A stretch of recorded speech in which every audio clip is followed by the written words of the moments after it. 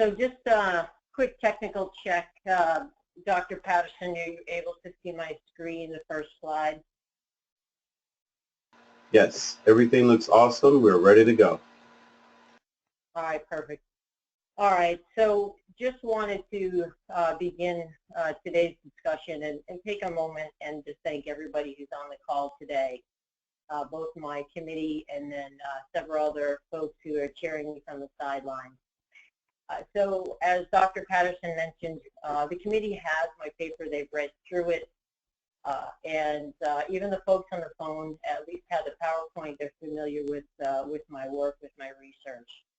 So what we're going to do is just kind of breeze through the first 3 chapters since you've all read it, and then I want to spend the bulk of my time really talking about my research and so we can get to the good part, which is our scholarly discussion at the end.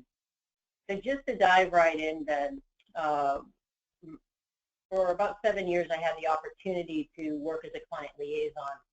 And during that time, I was able to meet with hundreds of business leaders.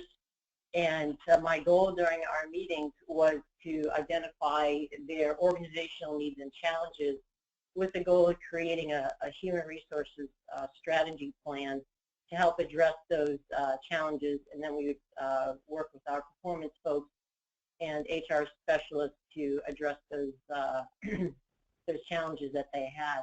After doing that for a couple of years, I started to realize that I was only getting half of the story. I was only getting what the business leaders thought was happening within the organization. And I wasn't finding out what was the voice of the employee, what do they think is going on, what are the needs and challenges that they're experiencing. And that kind of speaks to my bias where I feel that everyone should have a voice regardless of their orientation, their title, and so forth in life. But I also realized from meeting with so many business leaders that they're very driven by the bottom line. And so I was trying to think of, is there a way that I could give the employee a voice, but at the same time respect the need for the business owner, business leader to be cognizant of the bottom line. And it was during that time I entered the doctoral program, and I became curious with the topic of employee engagement. I began to learn about surveying and how researchers were encouraging business leaders to deploy engagement surveys. And so I thought, aha, here we go. I have something that would provide the voice of the employee, but would give back hard numbers, which business leaders are most interested in, and be able to show what the research, begin to educate business leaders on that. So that for me was that experience of becoming that scholar practitioner, beginning to think differently and become that agent of change and apply what I was learning right into my work setting and begin to bridge that gap between research and theory.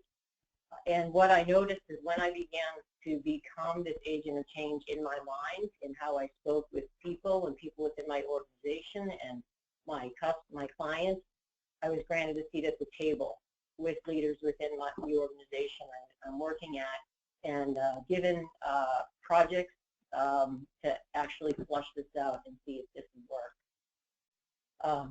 So that was about 7 years ago, and at the time, a lot of the research, because it began with Kahn in 1990, where he had his seminal work, and then over the years,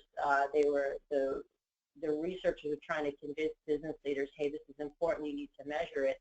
And then suddenly in 2002, the folks that worked at Gallup, Carter, Schmidt, and Hayes, produced this huge work that showed that there was a link between profit and engagement. So consistently, literature is saying 2/3 of employees are disengaged. Over that time, more business leaders started to measure employee engagement. But as I began to research, I was wondering, well, what are they doing with this? So I tried to find out so that I could use it in my work, and that's where I found this gap. Was there was very little information about how business leaders were actually using the survey results. And so that led me to my central question of how do business leaders use that information. But before I launched on that, kind of enormous amount of work, I actually contacted a researcher at Blessing White, whom I had met when I was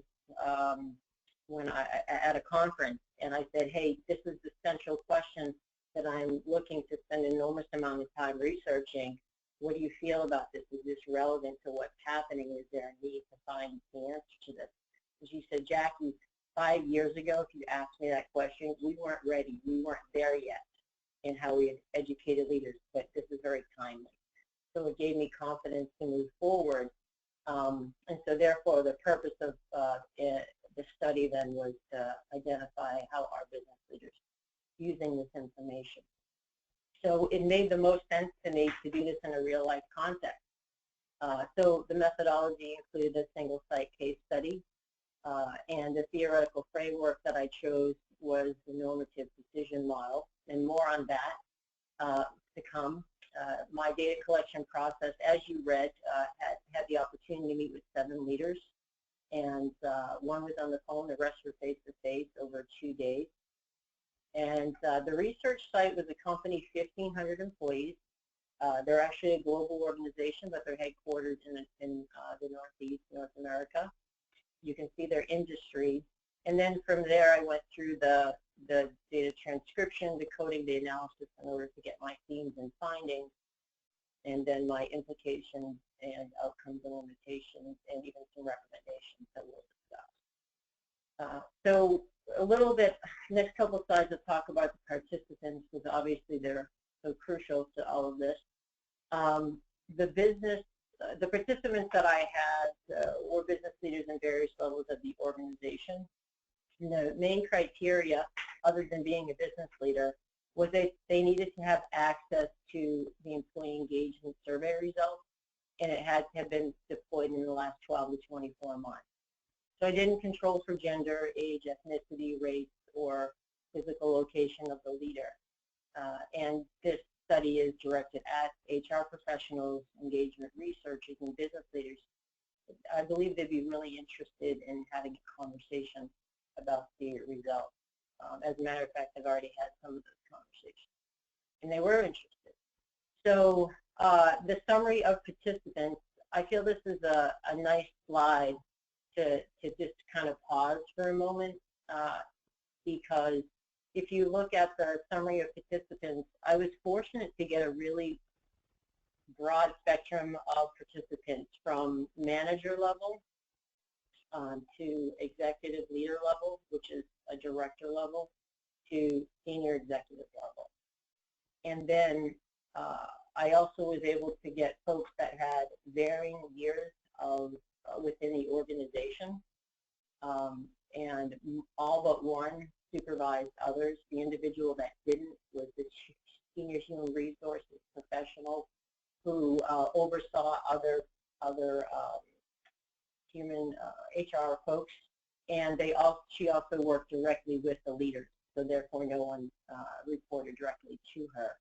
And what's important on this slide for you to just kind of tuck away in the back of your mind is the title and the role, and that ended up being significant in an individual's influence over being able to act on the results.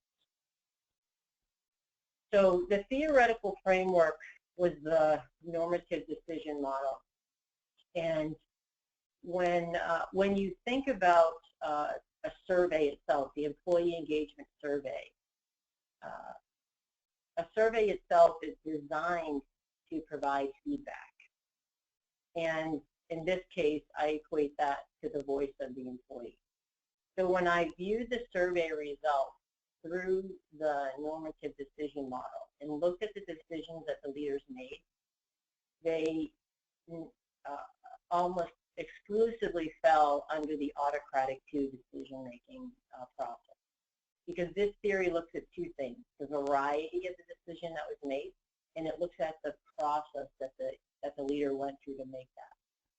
So the variety, whether it was autocratic, consulting, or group, and how they went about getting to that. So they almost exclusively fell under autocratic 2, and that's where the leader gathers some information, in this case through the survey feedback, and then they solve a problem or make a decision independently. And it was very interesting that that's where nearly all of the decisions were made through that lens. Much more to come on this. And the central question we've already discussed, but just wanted to touch a bit on the questions that I felt will give you the best flavor for the study and the results that came out of it. Culture and the culture was important. So I asked business leaders questions around, can you describe what it feels like to work here? Can you describe the culture? Can you give me your perception on what the employees feel about the survey process, the results? So that all talk to perception and their perception of the culture. I asked them to define engagement. What does engagement look like? What does it feel like? And then finally, to get to the results, I asked the business leaders, can you tell me what did you learn from the results? What did you find useful? What kind of confirmed your suspicions that you thought might be happening with the organization? And then what frustrated you about the results? And then how did that inform your decision? You know, how did that, I called it leadership insights, inform your decision? And then can you provide some examples of those decisions? And then this was really interesting. I was so curious about this. Can you tell me about a time that you didn't act on the results and that they came in low, but you didn't act on them? And then why did you make that choice? Why did you make that decision not to act on?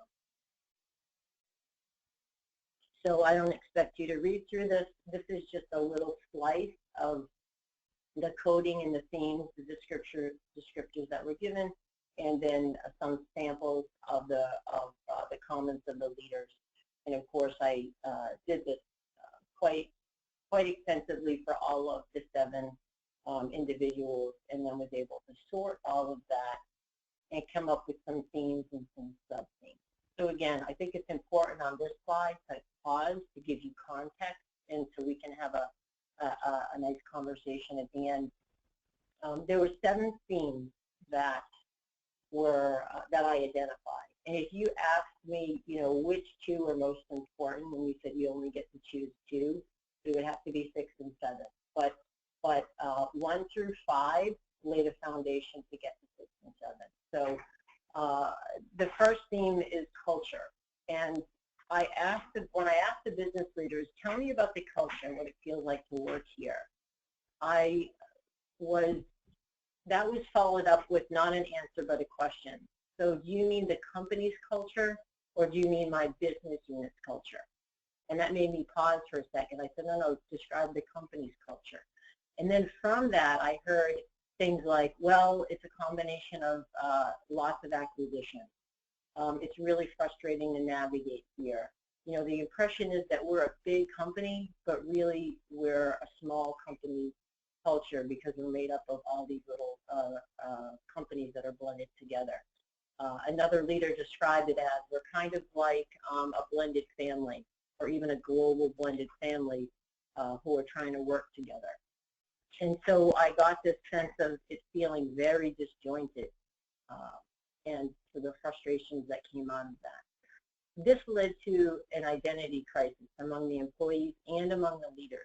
So when I asked, again, follow-up questions, they explained, well, the #1 challenge is that people are really struggling with identity.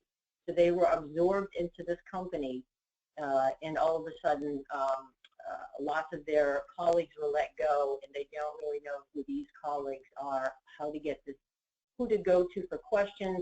There's a lot of turnover, and it's the last phrase there, it's like the company doesn't have a soul. That was kind of haunting to me that a business leader would say that. And then the third was leadership insights. And when I asked them about what did they learn, what frustrated them, what was useful, what did they suspect might happen, I just pulled out one to give you a flavor.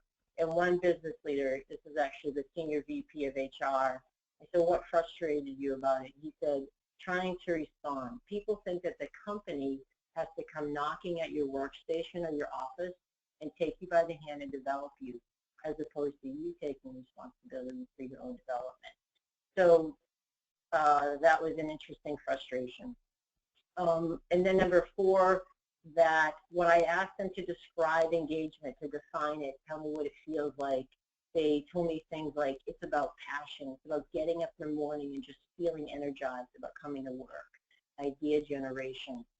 And then there was that conversation that happened with several of the leaders. Whose responsibility is it? Is it the manager's responsibility to engage an employee, or is it the employee's responsibility? So some of those things came up. And the 5th one was regarding the results. And the leaders, when I asked them, what's the perception that employees have about this whole survey process? And they said things along this line. Well, what I feel that employees are saying is what they're really interested in is how does the company interpret those results, and then what are the leaders going to do? Did they hear us, and then what are they going to do with those results? And the other kind of sub-theme that came up was this idea of confidentiality and anonymity. Employees and leaders themselves are very concerned, is this survey confidential? Can it be traced back to me? You're saying it's anonymous, but is it really anonymous? And then finally, 6 and 7 there, I recognized that there were 2 types of decisions that were made, tactical and strategic decisions.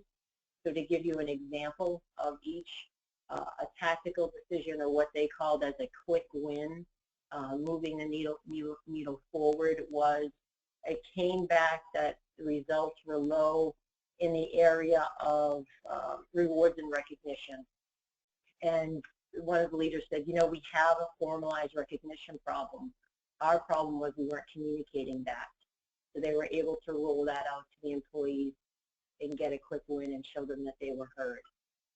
And an example of a strategic decision was after the results came back, the senior VP of HR said, right after the survey was done and the results were reviewed, within 2 weeks, a huge layer of the senior management was restructured out of the organization. And so when they sorted the results, they were able to sort it by role. They looked at the director level. They suspected something was going on there and realized it was much worse than they thought. And they were thinking about doing the reorg, and this confirmed their suspicions. And they actually let a large layer of the senior leadership go after that. And then number 7, was there a time when you didn't act on the results? And there were three ideas that came out of that. One was because they're a global organization. If something that came in low didn't apply globally, and it was a larger decision, then they wouldn't make that decision to act on the result. The other one that came out was because of their role or title or power within the organization, they weren't able to act on the results because it was outside of their sphere of influence. And then finally had to do with the bottom line. One of the VPs explained that they have a goal to outsource 25% of their engineers to what he called low-cost countries. So even though the results showed that employees felt they weren't investing in them, that when an engineer in the States left, they weren't going to backfill that with an employee in the U.S. They were going to hire 2 engineers for the price of 1 in India. And he said, I'm not going to make a decision based on a survey. So, you know, in order to meet his bottom line goals. So those are the major themes and the flavor for that. So that leads me to findings, and then we'll touch on outcomes. So findings, there are 5 of them. The first is that leaders do make decisions in 2 categories when viewing the results, and it's those tactical decisions and the strategic decisions. And then that leads to really finding number 2 is that there's this tension for leaders to their desire to act on the survey results, but their responsibility to grow the bottom line. So maybe I get the sense that they wanted to maybe address that they weren't investing in their employees, but they had to make that decision to grow the bottom line. Finding number 3, that it has to do with fear of influence, title, and position. So the leaders expressed, I really want to act on these results, but because of where I sit within the organization, I can't influence change. And so there seems to be that gap there.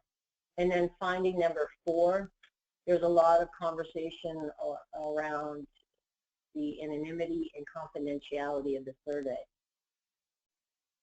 and then how that impacted the survey results and leadership decisions. Because I noticed that the leaders were interchanging the terms anonymous and confidential. And when I asked them to describe the survey process, they were using those words interchangeably, and they're not the same. Anonymous means you're trying to, almost like you're trying to make it a secret who took the survey, whereas confidentiality is you're gonna have qualifiers in there, where they work within the organization, how long they've been there, their gender, etc. And then you can sort the data, the results accordingly. You can still protect the anonymity of the employee, but there are times when it's a confidential survey that it can be traced back. And theirs was a prime example because they sorted it by directors and made that big org decision as a result. So finding number 5, it appeared that culture was a big influence in the engagement survey results. So when it comes to the outcomes, there are 2 areas. There are things I anticipated might happen, and there's based on what I was reading, and there are things that I wasn't sure about. So I anticipated that the bottom line would influence leaders' decisions. I anticipated that there might be some concern with confidentiality and anonymity. What I didn't realize is that's the extent that it came up. And then I did anticipate that their leaders would be kind of handcuffed in decisions based on where they sat within the organization or how much power they had within the organization. What I didn't anticipate was the level of knowledge about employee engagement that the leaders expressed. They were able to clearly define engagement and give examples. And that showed me that they had what had started out as trying to convince leaders, more than a decade ago to measure engagement had come into the mainstream and moved from theory into practice. And what I hadn't anticipated really was their desire to act on the results, to really understand what was going on and act on them. And then also that they would make such a strategic decision as to reorg part of an organization based on survey results. And then finally, the amount that culture had, the impact that that had on the results. So recommendations. If you think of it this way, if I was in an elevator making a ride, and I go into the Prudential building in Boston, I don't know if anybody knows about that, it's a real big building. And I was sitting, and I was standing in there with a group of business leaders and HR professionals, and they said, hey, can you share with me some recommendations you would have on our survey? These are the things I would give them. First is to avoid making a decision in a vacuum. Use the voice of your employee, and then take it a step further. Use the layers of management perspective on the results to inform your decision. Second is encourage your leaders to go beyond autocratic to decision making, where they get the feedback and then they make a decision. But dig a little deeper. Have more of a consultative approach to your decision making, and then even give the responsibility of decision making to the employee. What kind of rewards and recognition program do they want? Let them decide, and then you implement it. Also, view the engagement survey results through the lens of the organization's culture when you're making decisions. What's happening in the organization? Be aware of that and how that influences the results. And then ethically, the literature is showing that organizations should define whether the survey is anonymous or confidential. and then how that information is going to be used. So if I were to be sitting with a group of future researchers, probably in a cafe somewhere rather than an elevator, we'd sit around, drink coffee, and as far as future studies were concerned, I would suggest ideas along this line. You know, what types of, ask the question, what types of tactical and strategic decisions are most likely to increase engagement? Dig a little deeper there. How does leadership style impact employee engagement survey results? And because I was curious as I listened to the leaders, and they all seem to have different types of leadership style. And then another study I might suggest is, how do leaders in smaller businesses, below 100 and 1,500, how do they use engagement survey results to make decisions? And then finally, maybe do a study along the idea of how are leaders using engagement survey results when they're developing their business goals. So those are things that I would be curious as follow-ups to this, that I would talk with other researchers about. So that brings us to our scholar practitioner discussion, and Dr. Patterson, I'd like to turn the call back to you. All right, thank you so much. I'm going to go ahead and I'm going to keep you as the presenter here, and so you still have an opportunity to go back to your questions. Hopefully everyone can log in and can still see this.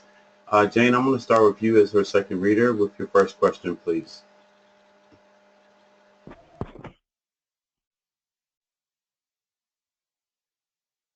I don't think we can hear you. I think I have everyone on mute. There we go. A lot of practice. No, I'm good. I think I'm good now, yeah? Thanks. Sorry about that. Jane. So, Jackie, it has been a true joy knowing you all this time, and it's pretty thrilling to be sitting here at your defense. So, congrats on that, and here we go. So, I worked really hard to come up with a grenade, as we discussed. No, I'm just kidding. I didn't really. So, one thing that, forgive me for a minute. So in the national context, right, I've been reading a lot of work that's been going on in hindsight about the Obama administration and looking at how the collaborative, collective decision-making culture could be present while at the same time wholly stymied by the institutional power culture that's historically existed, right? And then what we know about power over in this country. And looking at that in a capitalist society, right, the business world in a way is kind of a microcosm of that, is how do we shift our roles as human beings and working together in this place where the broader systems and the broader power structures would like to keep that from happening. And so one of the things that I hear ringing throughout this work is so many instances where the individual versus the individual in situ perspectives were a little bit different. So how somebody might want to make something happen while at the same time then feeling that he or she either doesn't have the place or doesn't have the voice or doesn't have the right within an organization to do that, or the safety given how the employees themselves feel about it. So I'm curious, and I know this is so much of what you've been thinking about, I'm curious about not just at the individual level of how leaders are thinking about this, what is this engagement piece to you? Talk about that reciprocal implication for cultural change. So how is this in your mind, where is the intersection between the individual level work that's being done, and how does that relate to the institutional level work, and how do those two things possibly coexist, if that makes sense? Because there's a real dilemma in here that continues to be fascinating to me. And because obviously the individual cares about the employee's voice, whereas the institution and the bottom line argument may need to hinder it a little. So I'm curious about how you hold both the individual level work and how to talk with leaders individually and think about how to incorporate things while at the same time holding this broader, this broader macro landscape at the same time, or the broader institutional level landscape? Like as a person walking in as a scholar practitioner, going in to really, make this work happen. There's not a right answer to this because nobody really knows how, but I'm very curious about your thoughts on how to do that. Right. To me, it comes back to the education piece. You'd have to have a balance in my mind from working with business leaders to somehow equate the importance of giving an employee a voice. And actually, Jane, this is some of the more recent literature that I read kind of addresses what you mentioned, is that if you could begin to educate business leaders on not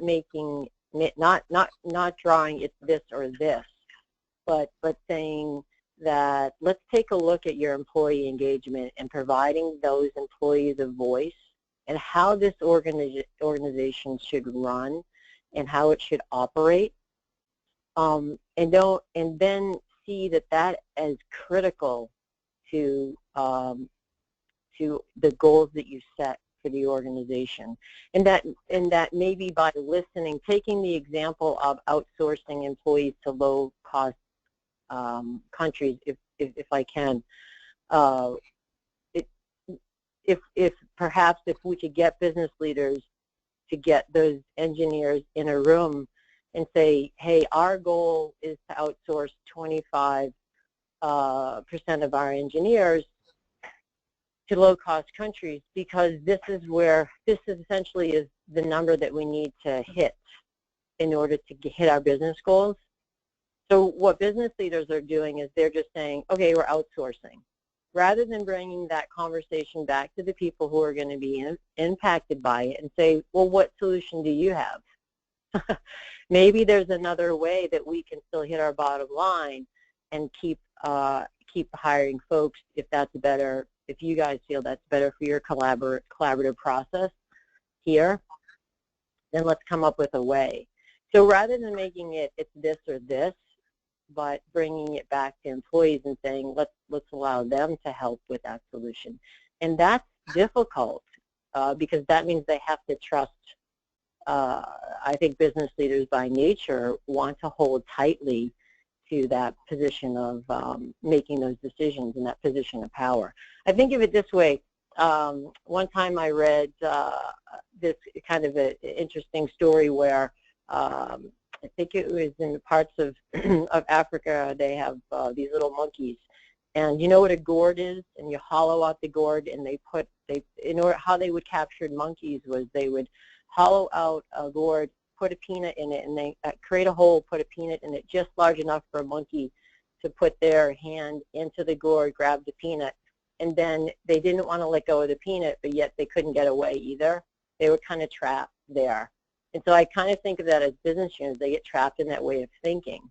So if it comes down to education, and that's why I feel like, back to my slide here, where we need to show results, how employee engagement, increasing that and giving employees a voice and helping them in the decision making can actually help increase their bottom line over time. And that means us as researchers, me as a researcher, figuring out a way to show that and when this started out years ago, we had to just convince them to deploy the service and measure it. Now we're at the point where we need to show a correlation to their bottom line and what happens when they have engaged workers. It's just going to take a little bit more time.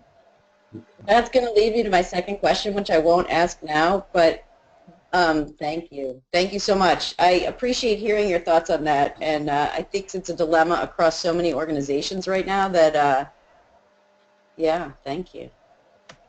All right, Dr. Robinson, we have your first question, please. All right. Well, good morning again, and Jackie, I'm glad to be here as well. I know it's been a long journey. as you know, I took a very long time to complete my dissertation, so I get it as much as anyone else how important today is. So good job. All right. Oh, thank you. Yeah, there are lots of things that I think I'd like to explore. We've also spent a lot of time talking already, but I think this is something that I learned going from the conceptual stage and really working through these tough questions and really getting your head down and hammering out this paper.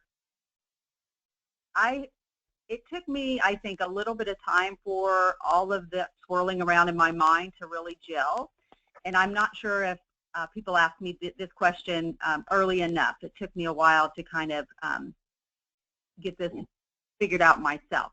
So I would like to know how you would, to explain what you've learned, kind of all these major tools, all these resources that you pulled together for your research.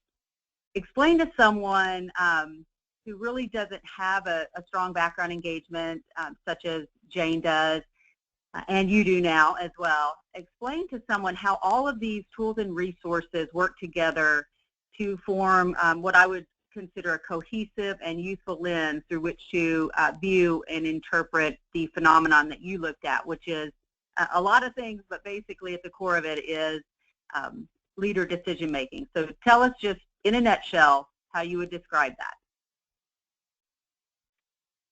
All right, so just to rephrase that just again, just want to make sure I understand the question. Yeah, so you pull together a lot of tools and resources. So when you think about it, that includes everything. Your lit review, that includes your research design, it includes your questions, the survey, as well as your conceptual questions, the survey results, the decision-making model, all those tools and resources. So how does that all together form a cohesive and useful lens to understand engagement, and then how a leader takes that engagement information and makes, or does not make, as you point out in your research, a decision based on that? So I think what I'm asking you to do is an elevator pitch. Oh, right. Yeah, I think, got it. It probably, up on the screen,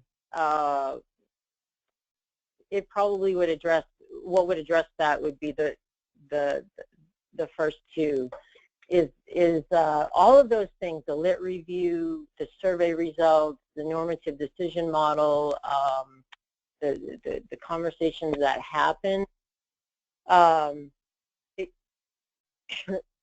that when I guess it's almost like you need to look collectively. If you could kind of put those all together, you need to look collectively through them. You can't just pull out one piece of that in order to make decisions. So that goes back to is that you can't make, I would recommend to business leaders that you don't make decisions in that vacuum, is that you're going to look at various voices, if you will. What are other leadership, what are other leaders doing in the literature? They often they will read like Harvard Business Review, although what are other leaders doing with this? So look at layers of management in making your decision. Talk to people, move beyond just them making decision based on one piece of information, but gather information from within, from your management team. Gather information from your colleagues, from your peers. How are other business leaders using survey results when they go to networking events? Have those conversations. So get more of a global perspective on the tools and resources that they have in order to understand how it fits within, whether they're in a manufacturing plant or they're on Wall Street and they're running a venture-backed capital firm. You know, how do their tools and resources fit with engaging their employees when making decisions? I think what I see often is business leaders get so narrow-minded on just focusing on one thing that they don't they get focused just on one area, that they don't have a large enough lens in order to use the tools and resources that they have. Okay, well that helps. Again, I like to be able to ask people this question because I think you just spent, what, 25 minutes explaining the process you went through and why it's important and what you learned from it. And sometimes I like to ask people, okay, now take that 25 minutes worth of information and tell me in 3 minutes what you learned and what that means for how you would go about maneuvering in an organization. So I appreciate it. Thank you. I do have a follow-up to that, but I think it'll fit better somewhere else. So thanks. Okay. Can I jump in for a second as a quick follow-up? I was just going to say, if I might, I tried to get to that in my recommendations, is that that's why I laid those out. These are if I was on an elevator and there are 3 things that I could tell leaders during that ride, it would be, don't make a decision in a vacuum. Get the perspective of your employees, various layers of leadership to inform your decision. Move beyond that autocratic decision making. Expand your thinking in a more consultative fashion in a group format. And then as far as organizational leadership, that would be important to me. And then how the anonymity and confidentiality can impact it, because all of those things impact the results. So really the first 2 would be most important there. Yep. Thanks. And I think, Jane, did you have something you wanted to piggyback on? Only that I really love the way you asked that last part, and then because I started interrupting, I lost the words. But I love the way you described it as, now you've presented this 25 minutes, what's the 3 minutes that you've really taken away? But the extension beyond that you took it to was, I think what, Jackie, you're describing right now is that, and so how is that going to change your legs on the ground? Like, what does that then mean about maneuvering an organization, is how I sort of heard it. But I liked the way you said it in the end, because I think that's so much more important than it might sound as a soundbite. It was a really nice way of saying, okay, let's take it all together, and then how does this present a lens for action, is how I heard that first part of the question too. I liked it, I guess. But then I think Jackie got a chance to answer what I would have said as a follow-up. Yeah, I agree. Yep, definitely. Yeah, so thanks. I like that question.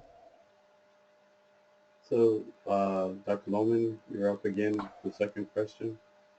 Yeah, Jackie, you have to come back on camera with me because my hair couldn't be worse today, and I'm not being here alone. Oh yeah, I meant to share that with you, Jackie. Let's see your beautiful smile. Like Brian and I are really good looking, but this is your day, and this is just an atrocity, is all I have to say. So I was pointing at my head, not your project. I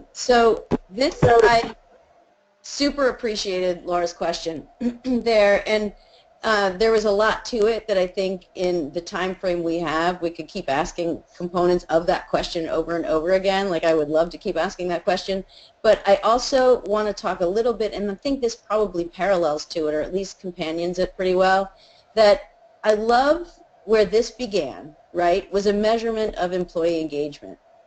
And then what I really, or at least the function of an organization measuring employee engagement in order to have something to use as information.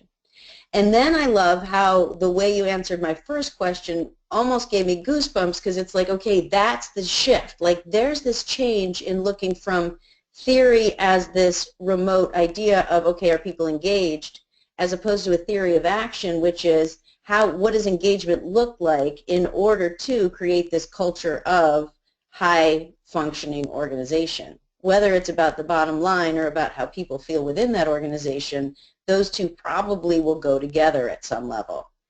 So thinking about how you talked about your response, thinking about shipping folks overseas, the jobs overseas, yeah. Thinking about that, right? You're talking about using engagement, right, as opposed to working in a vacuum with information you simply collect. Correct. And then when you talked about being on the elevator, you did talk about how, it's important to gather perspectives from across these different layers. And so bear with me here because I'm spastically trying to tell you this. Okay, so you're looking at gathering information and sharing it on an elevator and saying, okay, one of the things you've got to do is seek across layers. But then in the answer you provided before, you're talking about something more than that. You're talking about something deeper than gathering information. You're talking about something a little bit deeper than that, the way I hear it. For example, let's sit down not and find out if you're engaged, even if we're shipping your jobs overseas, but okay, here's our dilemma. This is the bottom line. This is how much you're getting paid, and we have to do something about it. Let's sit down, since you're the ones most impacted, and think about how we maybe can accomplish both at the same time. That's very different than simply finding out information from different levels of the organization. You're talking about an actionable piece of work with engagement, knowing that there's deep engagement in keeping a job, but that's probably a shared engagement with the survival of the company. And at some point, the meeting of the minds is the definition of engagement that's much more actionable than what a theoretical definition of engagement provides. It's very cool. Like, it's very cool. It's definitely got to be where the engagement work is going. So if you were to think about, like, I totally am not letting you off light, but if you were to think about a new study to design, thinking about one of the things I really think you've learned deeply here and is a huge contribution is that piece. And I'm not able to say it well because I do think it's a contribution, and I don't want to say it for you, but the difference between finding out if people are engaged as opposed to making opportunities for engagement that shift the power culture, which has implications way outside of business. Because what you're talking about is creating a space where possibly these upper leaders have to let go of some power. How might, I don't know the answer, how might you create a study as a scholar practitioner, not as a researcher, as an isolated event, as a scholar practitioner, what might you look at in a way that's different from gathering an engagement survey now? What might be the next thing you would employ to try to understand what the act of engagement looks like in the context of those competing priorities of bottom line and employee joy or engagement, or, you know, I don't want to put the word there of engagement, but in terms of employee satisfaction or employee, whatever you want to call it, to where people want to come to work during the day. What might you study in order to try to look at engagement as action, and what does that look like in a power over dynamic? That'd be awesome if you could study that. We could study something. Like, give it your best shot. Like, thinking about qualitative research, thinking about using engagement theory because you already know it. What might you like as a business leader, what might you do if you put your feet on the ground at work tomorrow and you're like, okay, I really get that this is something we want people to be able to act on as opposed to just collect? What might be the next thing you set out to know? And it goes within this, but I think it's a different future study. Sorry. I'm getting feedback. Are you getting feedback, Jane? I'm sorry. I hadn't muted, so I'm going to mute now. Okay. So I agree with you. That would be a really fascinating study, and if I could kind of parrot back what you were thinking about with the study, you're saying when we take that example, and just jump in if I don't have this right, if we take that example of outsourcing low-cost employees and gathering all of those folks in the room that are impacted by it, and say we have to our business goals are this, this is going to impact you. What can we come up with for an idea? I think what I'm hearing you say is, how could we study that type of situation so that we could find if leaders would be willing to let go. And that, because that goes back to, if I can pull this up, what that reminds me of is moving from this autocratic decision making down more into consulting too, where they're sharing the problem with subordinates as a group.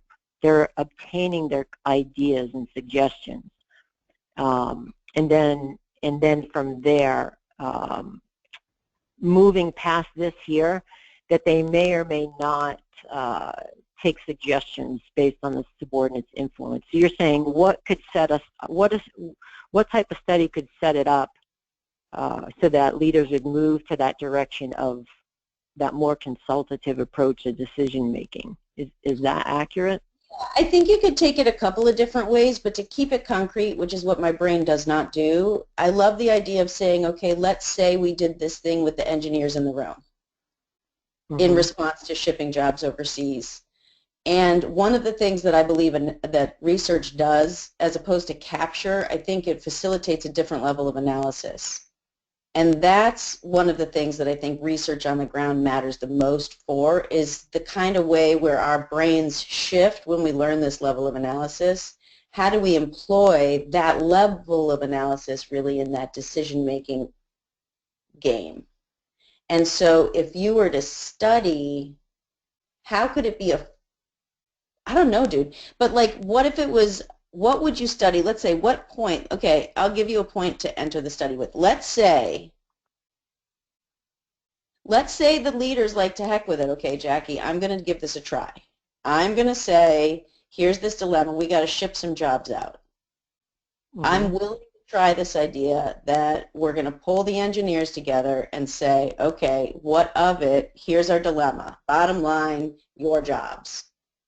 And say, what do you see as possible? And if you started the study at that moment, there's lots of ways you could do this. There's lots of ways. But if you were to start studying that moment, not only would you capture it in the event that maybe it worked, but you also might capture it if it didn't work and then have a way to go back and try it a different way the next time as opposed to bagging it, right? Because if a leader tries it and it doesn't work, you might bag it. But if you're capturing it, you might see what could have worked or what would have worked next time. And it would open up the floor for that to happen again. So let's say that's the point of your study. This is such a mean question, total grenade. But if that was the entry point of your study, what might you do? And let's just say if you wanted to keep the case study method, since that's something that's familiar, how might you employ a case study differently in order to witness and capture this process before you even know what's going to come of it? Oh, yeah. No, that would be such a fascinating study. See, being able to have a scenario helps me because that's, yeah. All right. So I see two tracks taking place here. So you're going, I think I would set up the study so that I would interview the leaders and find out, I would interview the leaders and have a series of questions that would get to that. But I would also be setting up interviewing the engineers. So you'd have two sets of interviews, right?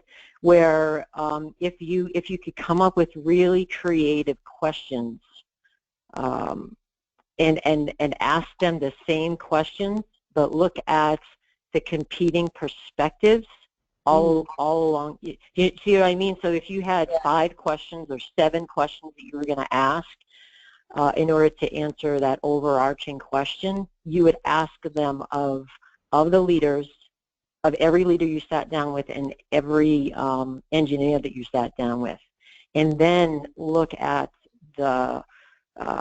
their answers and sort it in that way and begin to analyze, and how are those decisions, where is the most competition, where are they competing, where are they vary the most? And I think that would yield some,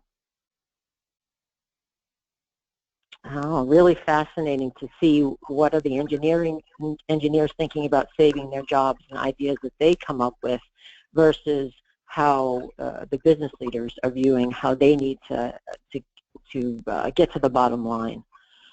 And then what's interesting too, as a professional in space where you're using scholarship there, you also have access to those meetings. And so that would be a really fascinating place to add some, observations where you just take copious notes of what's going on in that situation, either those things that you can observe that we'd all agree to, and your interpretations. And oftentimes maybe keeping the sets of notes separate can be helpful. Another thing that would be interesting there is document analysis, right? That in a corporate setting, I'm sure the paper trail that shows you that you're looking at a bottom line crisis could be an interesting way to even look at how the leaders are interpreting that and where they've, come from that way. So thinking about, how it could allow you to be pretty expansive in the nature of the data you brought in. I'm not saying that would be right. It's just thinking about it beyond, because your case study brought in interviews and then the observations you had of those folks during the interview process. But the case study can also, once you're on the ground, because I can see you doing this many times, which is why I'm adding it, all the myriad types of data collection you could be doing in service of a, especially when you didn't have to then write a dissertation, but that the analysis would give you a much more comprehensive sense of what's going on. I think, Jane, what might be interesting too is the other thing that came to my mind, if I could actually get into conversations and, like you said, if a video was allowed, I would like that. I would like to be able to bring in that vein to observe, not only observe, but to video leaders talking about this at the senior level and listen to how they're going about making those decisions. But on the other hand, go in and observe how the engineers are discussing and talking about how to solve this problem. And then if you can get transcripts back of some of those, and then just see what's competing, how are they thinking similarly, how are they thinking differently, and then how can they collaboratively work together to solve that problem. I love that, because it's kind of getting away from the zero sum, and that's sort of so much of a theme that I see throughout your dissertation, is this idea of this sort of leaving the idea of that either or. And so thank you. Let me, again, for the sake of time, Dr. Robinson, you want to go ahead and get to your second question, and then after which we'll conclude our discussion component. Absolutely. Thank you. So, Jackie, Jane asked a really deep, kind of big picture question that required you to think about what's next. I have a bit more granular question about what you've already done. So you used the normative decision model, and you used it as a way to put your leader decisions into perspective. You make the recommendation for leaders to, and I think you use these words, move beyond autocratic decisions. So what I'm going to ask you to do is to explore a little bit more deeply your thoughts on that, and let me explain a little bit more first. So the model, the normative decision model, if I'm remembering this correctly, and it's been a long time since I've looked at this, makes no value judgment on the decision itself, meaning one decision isn't necessarily good or bad, one type of decision is not necessarily good or bad, but that the decision should fit the context. So I'm curious as to why such a strong recommendation to move beyond a particular type of decision, and you're almost placing a value or an assessment on one being either a step up or better than. So before you answer that, I just want to say you've probably spent a year at least, right, probably more, digging deep into the engagement literature, what it means, why it's important, how it relates to decision making. So something in that journey has led you to the conclusion that there should be movement on that dial. And I see it more as a grid rather than a continuum, but when I hear that term, move beyond, it makes me feel like you're seeing it more on a continuum, that one is kind of a low-level decision, and then as you progress, and sometimes that might be the case, to a quote-unquote higher-level decision. So something in your journey led you to that, and I'm not making a decision whether that's right or wrong. I just want to understand your thought process. So what was in your journey, or even in the engagement literature, or something outside the engagement literature that led you to make that pretty strong recommendation? That they should move beyond the autocratic to more of a collective voice? Correct. Right. Well, when you think about the nature of a survey feedback, it's a couple of things. It's a snapshot in time. In that moment, a lot of things influence why people pick something on a survey, and why they answer the survey that way. So you're getting a snapshot in that moment, and that may or may not be representative of what's happening in that individual's life. A few months later, it may be. So in order to dig a little bit deeper, I feel that leaders shouldn't just focus on that one snapshot in time, but in order, I mean, if leaders have control of the bottom line, they have such sheer responsibility within their organizations that in order to make the best decision about all of the employees and what's happening within the organization, moving past that, here's the survey results, here's some numbers, and now I'm going to make a decision, to more of a collective voice, will help them, in my opinion, based on listening to these employees and also literature, make a more informed decision, so that they could make decisions that more positively impact their organizations long term. When I was thinking about this study, and I asked the business leaders, can you explain for me when they describe tactical decisions that they made or strategic decisions that they made? A few of them got into, well, once I got the survey results back, I pulled my managers in and I asked them to give me perspective on the survey results.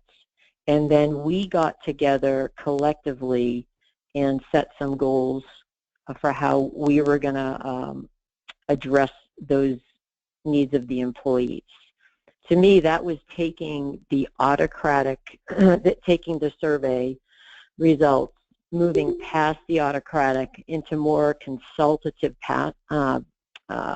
area to get additional feedback. So they didn't just view the results and make a decision. They wanted to hear what did some of their managers that reported to them think about the results. And I feel that overall that's better for the organization because the leader is more informed. Mm-hmm. Well, I like that you made that connection. And then, I was just going to say, and then there was another example where it was compensation was the discussion that came back low. So the senior folks said, let's take a deeper look at this. And the senior folks directed the senior HR manager to go out and conduct a focus group. And so let's meet with employees now. Let's talk about what's happening with compensation. Let's get the employee's perspective. So the senior VP talked with their directors and their managers. Okay, that's one layer, but that's still a management perspective. That's where the power is held. What I liked is that they then went down to the next level. They expanded it. Let's see what the employee voice is, and let's give them the opportunity to talk about compensation and how it's impacting. So when you look at, if you just made a decision based on the feedback and it was an autocratic decision and you never went down multiple layers within the organization, then I feel the leader was really missing an opportunity to get to, that's where they're making a decision in a vacuum, because they don't have the full perspective of what's happening at various levels of the organization. And Right. So that's where, like, I like examples. So pulling from, you know, from my interviews, that makes the most sense to me, and why they shouldn't just, they should strive past that autocratic decision making in order to make better decisions as leaders for the organization. Yeah. Yeah, I can definitely see that thought process in how you thought about it and digested the information. I think I would just as a final comment, and I know that we're going to be close on time, but I think sometimes we, especially as a Western culture, we often place more value on collaborative decision making, and then we tend to view this autocratic decision in a more negative light. And that's really why I like the normative decision model, because it allows you to say, hey, in certain decisions, it's okay to just, me as a leader with my experience, my background, I can make this decision. And yeah, I think the way you're talking about it in terms of vacuum makes sense, because that is a very good way of looking at decisions. You want to take everyone's voice into account. I think that we also need to remember, especially I think there's a risk when doing engagement research like you are, because we already have this feeling that the more collaboration, the better. We want people highly engaged, and I think it's important to realize that for certain decisions, it might make sense, faster, better, to just make the decision as a leader with the right information and the experience. And then there are these other types of decisions that might make more sense to be more collaborative. So I think that was just, a kind of final caution is, as you continue your engagement research, to, look to what the research tells you about good decisions, bad decisions, and not just directly assume that collaborative is always going to be the best way to do it, because you have to really guard against that and have the decision made by the type, the context. But I think you're setting yourself up for a good way to be thinking about that, because you've already bucketed, if for lack of a better word, these decisions into two types, tactical and strategic. And oftentimes, and you might be able to elaborate a little bit more on this at some point, but tactical you can often make quickly and maybe more autocratically with less risk. And then those strategic decisions, you might have more risk if you fall back on the autocratic and not pull into the more collaborative decision making. But I just wanted to kind of hear your thought on that, because that recommendation really jumped out at me, and the first thing that came to my mind was, well, let's make sure we really analyze that a bit and understand that we might have a bias regarding autocratic decisions. So I appreciate your elaboration on it, Jackie. Yeah, no, that's what I love is that you touched on even what I didn't recognize was how my bias came into that, right? And I think that's so important as a researcher, and that's part of this whole process. Really, is hammering away at what are your biases and how do they influence your research, and I'm trying to take every precaution I can not to let it influence me too much, but where did I kind of maybe miss the mark a little bit on that, and then at the same time balancing that with what am I reading in more recent literature in this area about where they are calling for more collaboration, and so it's like this constant tug on it, and so that was good, Dr. Robinson. I appreciate that, how you had me look at that.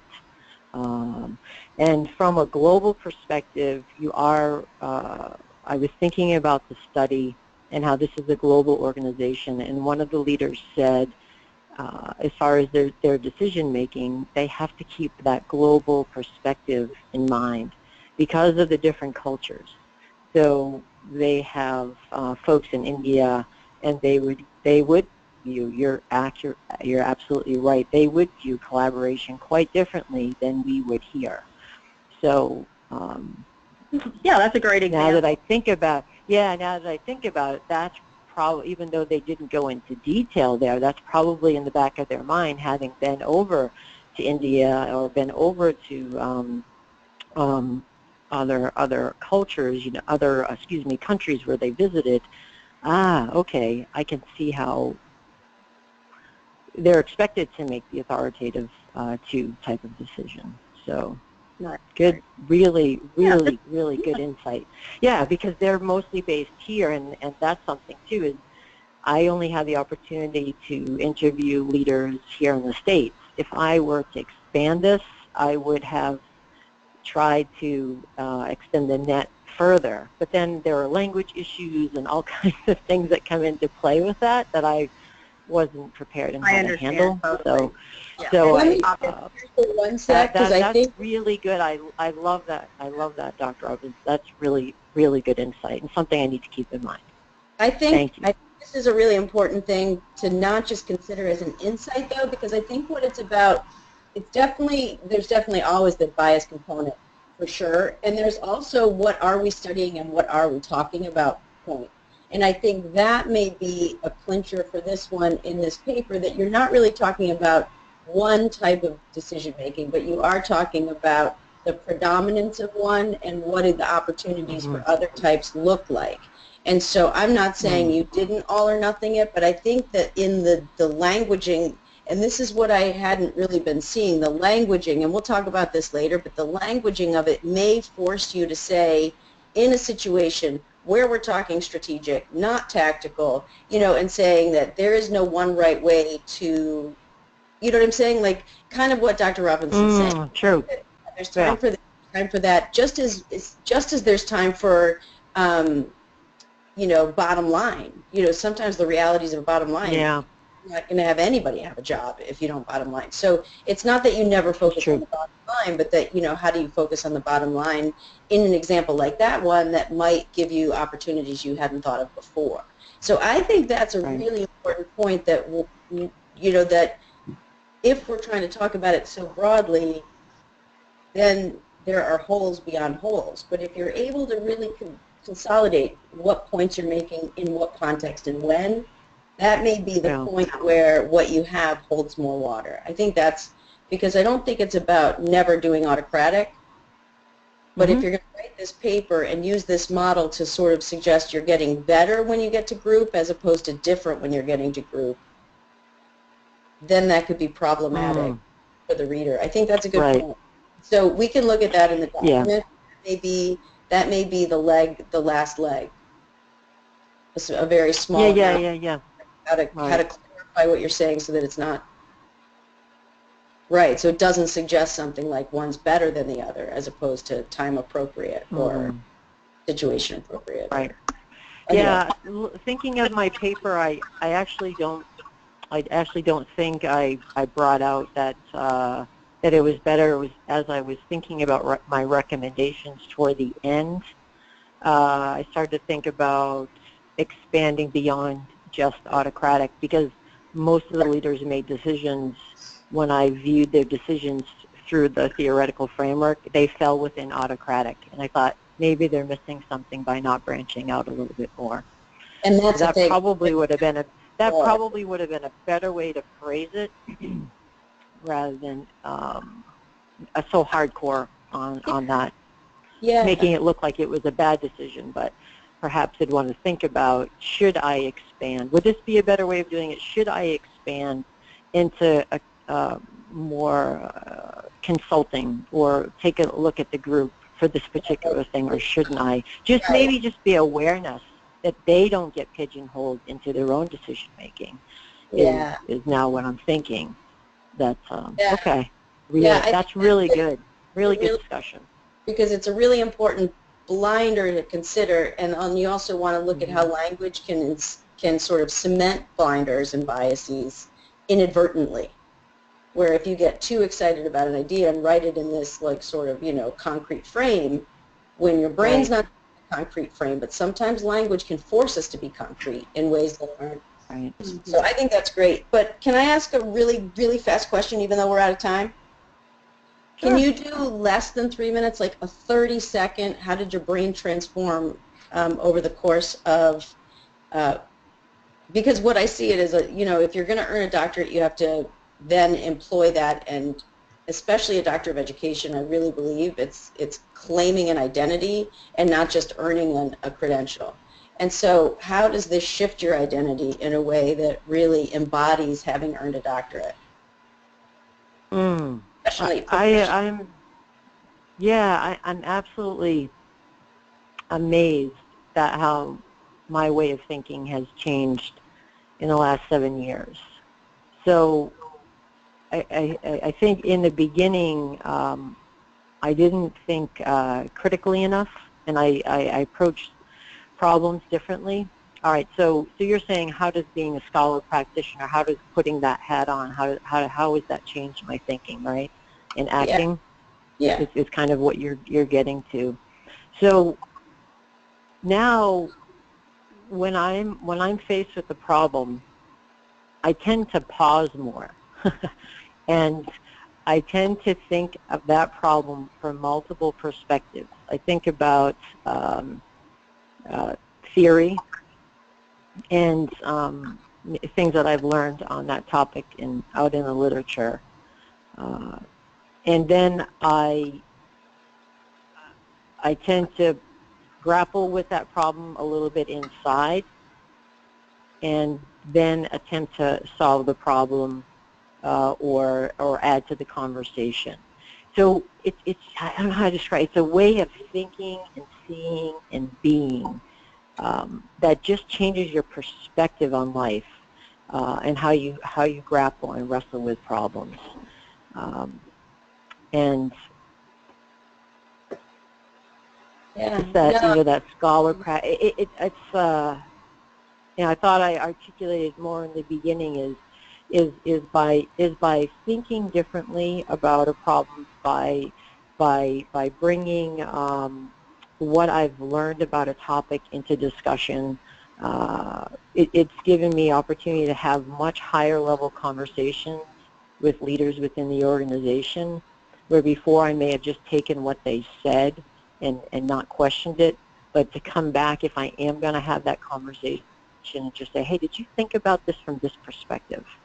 And it just gives me more credibility in the field when I'm talking with business leaders.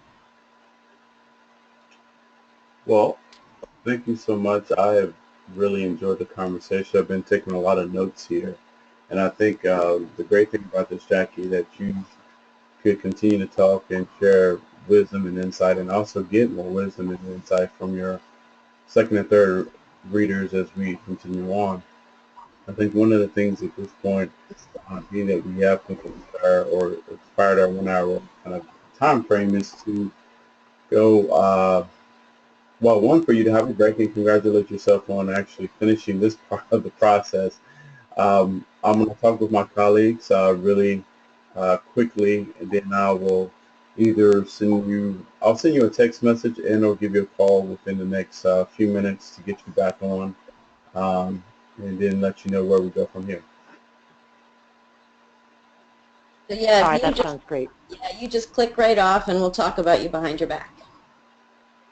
Perfect. Thank you. Take care. Okay, bye.